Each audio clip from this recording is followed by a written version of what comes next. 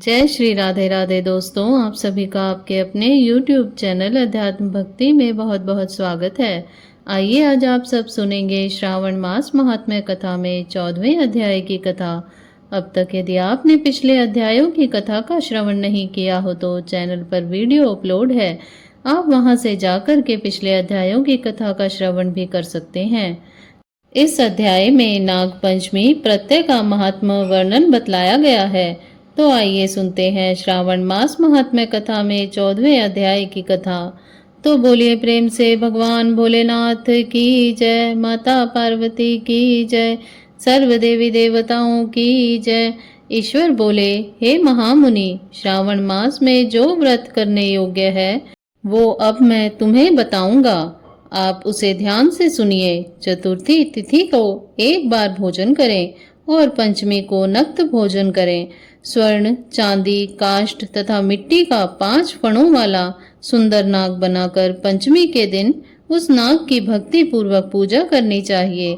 द्वार के दोनों ओर गोबर से बड़े बड़े नाग बनाएं और दधी, शुभ दुर्वाकुरों, कनेर, मालती, चमेली, चंपा के फूलों, गंधों, अक्षतों, धूपों तथा मनोहर दीपों से उनकी विधिवत पूजा करें। उसके बाद ब्राह्मणों को घृत, मोदक तथा खीर का भोजन कराएं।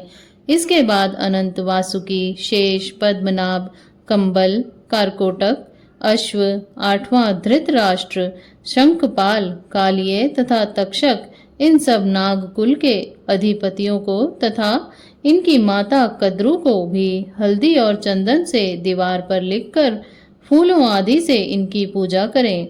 उसके बाद बुद्धिमान को चाहिए कि वामी में प्रत्यक्ष नागों का पूजन करें और उन्हें दूध पिलाएं।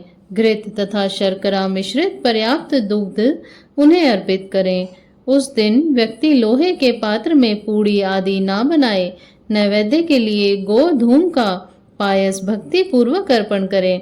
भुने हुए चने, धान का लावा तथा जौ सर्पों को अर्पित करना चाहिए और स्वयं भी उन्हें ग्रहण करना चाहिए। बच्चों को भी यही खिलाना चाहिए, इससे उनके दांत मजबूत होते हैं। सांप की बाम्बी के पास श्रृंगार युक्त स्त्रियों को गायन तथा वादन करना चाहिए और इस दिन को उत्सव की तरह मनाना चाहिए। इस विधि से व्रत करने पर सर्प से कभी भी भय नहीं होता है। हे विप्र, मैं लोगों के हित की कामना से आपसे कुछ और भी कहूँगा। हे महामुने, आप उसे सुनिए। हे वत्स, नाग के द्वारा डसा गया मनुष्य मरने के बाद अधोगति को प्राप्त होता है और अधोगति में पहुंचकर वह तामसी सर्प होता है।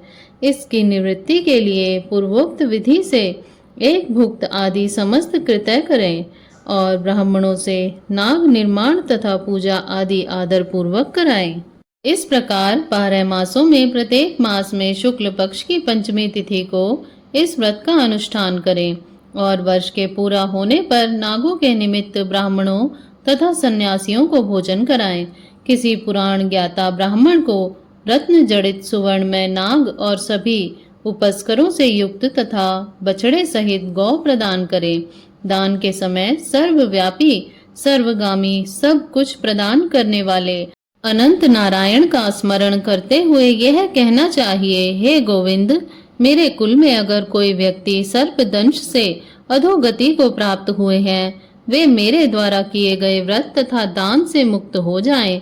ऐसा उच्चारण करके अक्षत युक्त तथा श्वेत चंदन मिश्रित जल वासुदेव के समक्ष भक्ति पूर्वक जल में छोड़ें।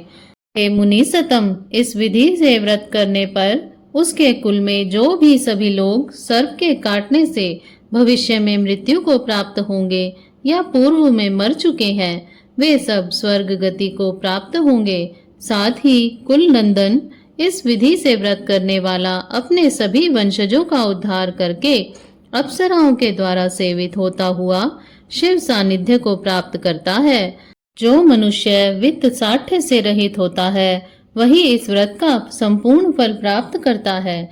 जो लोग शुक्ल पक्ष की सभी पंचमी तिथियों में नक्त व्रत करके भक्ति संपन्न होकर पुष्प आदि उपहारों से सौभाग्यशाली नागों का पूजन करते हैं, उनके घरों में मणियों की किरणों से विभूषित अंगों वाले सर्प उन्हें अभय देने वाले होते हैं और उनके ऊपर प्रसन्न रहते हैं। जो ब्राह्मण ग्रह दान का प्रतिग्रह करते हैं वे भी घोर यातना भोग कर अंत में सर्प योनि को प्राप्त होते हैं। हे मुनि सतम, जो कोई भी मनुष्य नाग हत्या के कारण इस लोक में मृत संतानों वाले अथवा पुत्रहीन होते हैं और जो कोई मनुष्य स्त्रियों के प्रति कार्पण्य के कारण सर्प योनि में जाते हैं, कुछ लोग धरोहर रखकर उसे स्वयं ग्रहण कर लेते हैं अथवा मिथ्या भाषण करने के कारण सर्प होते हैं अथवा अन्य कारणों से भी जो मनुष्य सर्प योनि में जाते हैं, उन सभी के प्रायश्चित के लिए यह उत्तम उपाय कहा गया है। यदि कोई मनुष्य वित्त साठ्य से रहित होकर नाग पंचमी का व्रत करता है तो उसके कल्याण के लिए सभी नागों के अधिपति शेष नाग तथा वासुकी हाथ जोड़कर प्रभु श्री हरि तथा सदाशिव से प्रार्थना करते हैं। तब शेष और वासुकी की प्रार्थना से प्रसन्न हुए परमेश्वर शिव तथा विष्णु उस व्यक्ति के सभी मनोरथ पूर्ण कर देते हैं। वह नागलोक में अनेक प्रकार के विपुल सुखों का उपभोग करके बाद में उत्तम वैकुंठ अथवा कैलाश में जाकर शिव तथा विष्णु का गण बनकर परम सुख प्राप्त करता है।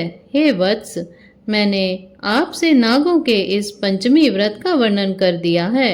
इसके बाद अब आप अन्य कौन सा व्रत सुनना चाहते हैं उसे बताइए। इस प्रकार श्री स्कंद पुराण के अंतर्गत ईश्वर सनत कुमार संवाद में श्रावण मास महात्म्य में नाग पंचमी व्रत कथन नामक 14वां अध्याय पूर्ण हुआ।